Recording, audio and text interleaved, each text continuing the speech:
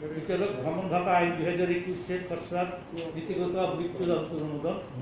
এটাও আপনার 1976 এর সুপ্রিম কোর্ট জাজেস ট্রাভেলিং অ্যালাউন্সেস অর্ডিন্যান্স 1976 নতুন আইন আকারে বাংলা ভাষায় প্রণয়ন করা হয়েছে। এটাও আপনার নতুন কোনো বিধান অন্তর্ভুক্ত করা হয় নাই, আগে যেটা ছিল সেই অনুযায়ী 10টা ধারা আছে এবং এটাকেও আপনার পুরোপুরি আপনার অনুমোদন করে দেওয়া হচ্ছে। শুধু ছোটোখাটো অ্যামেন্ডমেন্ট হয়েছে, যেমন আগে বোধ হয় দৈনিক ভাতা 500 বা 550 টাকা ছিল, সেটা 1400 টাকা করা হয়েছে। বর্তমান মানে বেতন সব কিছু অন্যান্য জীবন প্রশাসন বা অন্যদের যেভাবে করা হয়েছে সেইভাবে। আর গাড়ি ভাড়া প্রতি কিলোমিটারের মধ্যে 1 টাকা সামথিং ছিল, এটাকে 3 টাকা সেই 76 এর করা বর্তমান প্রেক্ষাপটে।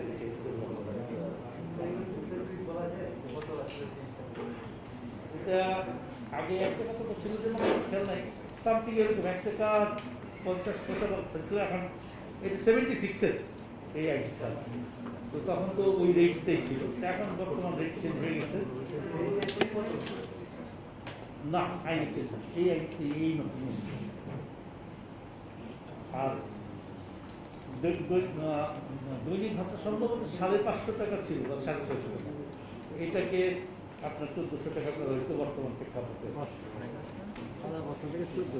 আর আরেকটা হলো, এটা আপনারা জানেন যে কিছুদিন আগে বার কাউন্সিলের একটা অর্ডিন্যান্স করা হয়েছিল। কারণ বার কাউন্সিলের অর্ডিন্যান্স অনুযায়ী যদি কোনো কারণে দৈব কোনো কারণে বা কোনো জাস্টিফাইড কোনো কারণে যদি টাইম ওভার হয়ে যায়, তখন কি করবে সেটার কোনো বিধিবিধান ছিল না। সেই জন্য Bangladesh legal practitioners and bar council ordinance হিসেবে নিয়ে আসা হয়েছিল যে যদি কোনো কারণে এরকম কোনো সিনারিও অকার করে যে ইলেকশন করা যাচ্ছে না, তখন কি হবে। তখন এটা একটা অ্যাডহক কমিটির কমিশন ছিল যে 1 বছর পর্যন্ত কমিটি কাজ করবে, কিন্তু তার মধ্যেই তাদেরকে ইলেকশন করে থাকবে। তো সেটা যেহেতু আপনারা জানেন যে অর্ডিন্যান্স করলে পার্লামেন্ট শুরু হলে 1 মাসের মধ্যে সেটাকে আইনে পরিণত করতে হয়, নাহলে সেটা বাদ হয়ে যায়। তখন আবার আরেকটা একটা মানে ডেডলক সৃষ্টি হয়ে যাবে। তো সেই জন্য ওনারা এই অ্যামেন্ডমেন্টটা নিয়ে এসেছেন অ্যাক্টের একটা বিল আকারে, ওই সেম জিনিসের। সেটা ক্যাবিনেটে পুরোপুরি এটা আগামী 1 তারিখ থেকে সম্ভবত পার্লামেন্ট শুরু হবে। গত বেশি দিন না, 3-4 দিন বা 5 দিন সম্ভব না পার্লামেন্ট চলবে। এর মধ্যে এটাকে অ্যাপ্রুভ করে ফেলতে হবে, নাহলে কিন্তু বাতিল হয়ে যাবে, তখন আবার একটা দিয়ে দেওয়া হবে। তো সেই জন্য ফাইনাল অনুমোদন দিয়ে দেওয়া হচ্ছে। এই 3টাই ছিল আজকে আইন। আর আরেকটা হলো, সেটা আপনার আইসিটি মিনিস্ট্রি নিয়ে আসছে 18ই অক্টোবরকে শেখ রাসেল দিবস হিসাবে প্রতিপালন করার জন্য। এইটা মন্ত্রী পরিষদ অ্যাগ্রি করছে। অক্টোবর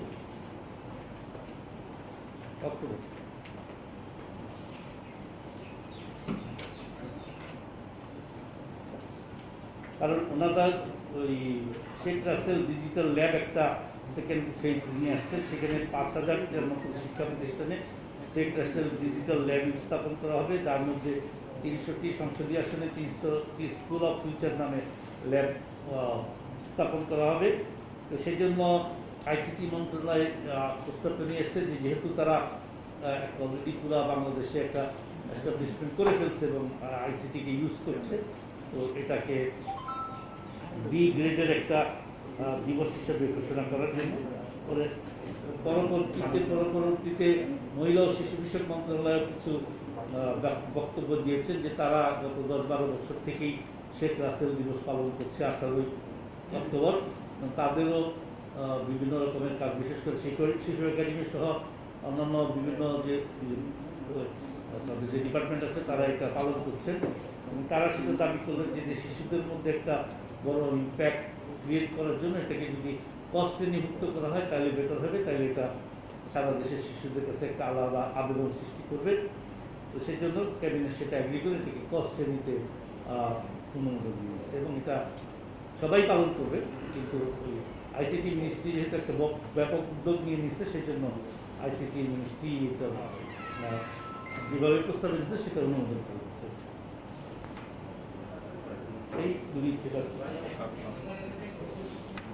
1 নম্বর ছিল হলো আপনার নতুন সংযোগ দুইটা হয়েছে। একটা হলো আইন ও বিচার বিভাগের 12 জুলাই 2018 তারিখের প্রজ্ঞাপন দিয়ে বাংলাদেশ সুপ্রিম কোর্টের বিচারকগণকে মাসে 16,000 টাকা করে কুক অ্যালাউন্স ও সিকিউরিটি অ্যালাউন্স দেওয়া হয়। এটা আগের আইনে ছিল, এটা নতুন। এটা 2016-তে অ্যাকচুয়ালি ফাইন্যান্স থেকে বিভিন্ন পর্যায়ে দেওয়ার পরে এটা ওনাদেরকেও ইনক্লুড দেওয়া হচ্ছে, সেটা সার্কুলার দিয়ে, সেটা এখানে ইনক্লুড করে দেওয়া হচ্ছে, আগের আইনে ছিল। জি জি, এমনি হয়তো পাচ্ছেন ওনারা সার্কুলার দিয়ে, কিন্তু এটা আইনের মধ্যে ইনক্লুড করে দেওয়া হয়েছে। আর 2019-এর 3রা জুন বাংলাদেশের মাননীয় প্রধান বিচারপতি নিয়ামক ভাতা হিসেবে প্রতি মাসে 12,000 টাকা করে দেওয়া হতো। এটা সাংচুয়ারি অ্যালাউন্স বলে ইংলিশে, সেটাকে 25,000 টাকা করে দেওয়া হতো। সাংচুয়ারি একটা অ্যালাউন্স বলে ধরেন কি বলবো না, আপনি তার এক একটা প্রাইম মিনিস্টারের একটা আছে, হ্যাঁ, আপ্যায়ন ভাতা দেবে, যে আমরা অনেকে পাই আপ্যায়ন ভাতা, তো জাস্ট সুপ্রিম কোর্টের ওনাদের ক্ষেত্রে এটাকে বলা হচ্ছে আপনার নিয়ামক ভাতা, সাংচুয়ারি। ইংলিশ দুজনের ক্ষেত্রে একই, কিন্তু বাংলাতে এটা একটি সাংচুয়ারি অ্যালাউন্স 25,000 টাকা। এটি এগুলি ছিল সার্কুলার দিয়ে চলছিল, কিন্তু এগুলি আইনের মধ্যে ইনক্লুড করে দেওয়া হয়েছে। আর আপিল বিভাগের বিচারকরা পাবেন 8,000 টাকা, আর হাইকোর্টের বিচারকরা পাবেন 25,000 টাকা প্রতি মাসে।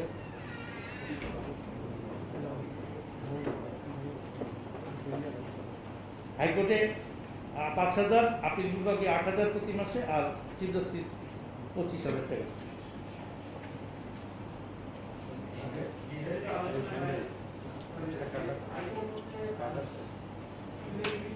Appellate division 8,000, high court 5,000।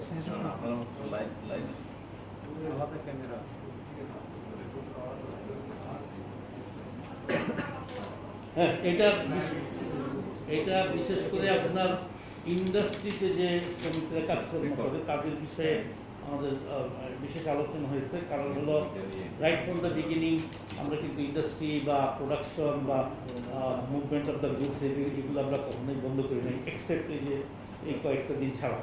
তো সেই জন্য এটা নিয়ে বিস্তারিত আলোচনা হয়েছে। এবং যেহেতু এখন একটা বড় সংখ্যক, আপনারা জানেন যে অলরেডি আমাদের মন্ত্রণালয় একটা চুক্তির মতন করেও কিছু 6 কোটি ভ্যাকসিন পাবে আপনার সিনোফার্ম থেকে পাওয়া গেলেই খুব কুইকলি এটাকে কীভাবে শ্রমিকদেরকেও আপনার এই আলাদা একটা প্রোগ্রামের আওতায় নিয়ে এসে তাদেরকে দিয়ে দেওয়া যায় সে বিষয়ে নির্দেশনা দিয়ে দেওয়া হয়েছে। এবং মিনিস্টার সাহেব উনি নিজেও এটা কনফার্ম করছেন যে উনিও এটা দেখবেন, এবং যাতে তারাও ফোর রানার হিসাবে তাদের মাননীয় প্রধানমন্ত্রী ইনস্ট্রাকশন দিয়েছে শুধু শ্রমিক না, তাদের ফ্যামিলি সুদ্ধা তারাও যেন ফোর রানার হিসেবে চিঠি। যেহেতু আমরা 6 কোটি পেয়ে যাচ্ছি ইনশাল্লাহ, এটা ক্লিয়ার করে দিতে বলছে, প্ল্যান প্রোগ্রামটা পাবলিক করে দিতে বলছে। এটা কনফার্ম হলেই যদিও চুক্তি হয়ে গেছে, কীভাবে আসবে এটা ডিটেলস জানাতে চাই। নট অনলি দ্যাট, সেক্ষেত্রে আমরা যে 2 মাস পরে যে 2টা ডোজ দিচ্ছি, সেটাও অনেক দেশে দেখা যাচ্ছে আরো কম সময়ে সেকেন্ড ডোজ দিচ্ছে। সেই বিষয়টাও বিবেচনা করার জন্য HTM বিশেষ ইনস্ট্রাকশন দিয়েছে যায় কিনা টেকনিক্যাল তো বিষয় তো, তো আপনি চোখ করে কিছু বলতে পারবো, কিন্তু অনেক দেশে আপনার গ্যাপটা কমিয়ে নিয়ে আসছে। তো সেক্ষেত্রে একটা মানুষের সেফটিটা বেশি হয়ে যাবে। এটা তো বলা হচ্ছে যে টেকনিক্যাল সাইড দেখে ওনারা যতদূর সম্ভব কমানো যায় সেটা দেখে তাদের কম সময়ের গ্যাপে সেকেন্ড ডোজ দেওয়া যাবে। না, শিক্ষা প্রতিষ্ঠান যদি বললাম ওদিন যে আমাদের গত বৃহস্পতিবার যে বুধবারের সচিবদের সাথে যে মিটিং ছিল, সেখানে ইনস্ট্রাকশন দিয়ে দেওয়া হয়েছে। শিক্ষা মন্ত্রণালয় আজকেও কথা হয়েছে, তারা প্রোগ্রাম ঠিক করছে যে কীভাবে যত তাড়াতাড়ি সম্ভব, এবং তারা আপনাদের সাথে ব্রিফিং করবে পাবলিকলি বলেছে। ওইটা তো ক্যাবিনেট মিটিং বিষয়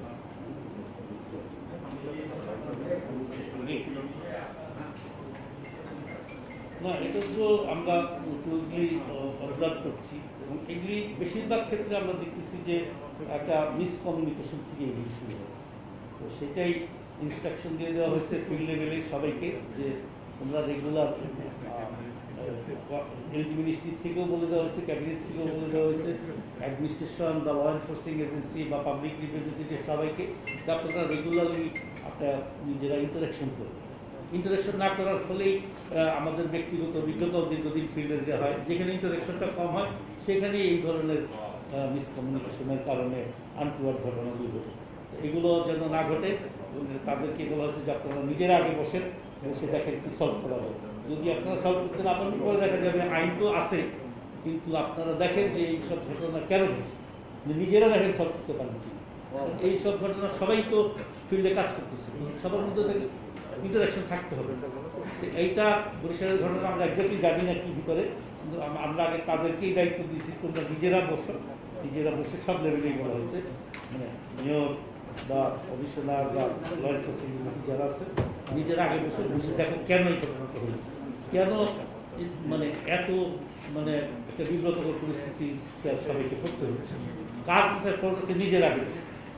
দেখা যায় তারা সবাই নিচ্ছেন যে আমরা নিজের আগে।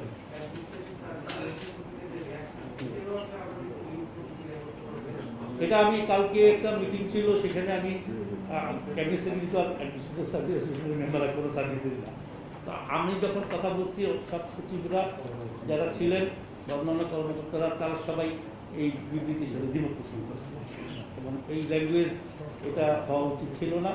এটা অ্যাডমিনিস্ট্রেটিভ সার্ভিস অ্যাসোসিয়েশনেরও যারা ছিল তারাও অ্যাগ্রি করে এই জাতীয় ল্যাঙ্গুয়েজ ইউজ করাটা কোনো আমাদের একটা মিটিং ছিল, বেশ সচিব ছিল, কমিশনাররা ছিল, তারা তো অ্যাগ্রি করছে যে এই জাতীয় ল্যাঙ্গুয়েজ এটা আসলে ভুল।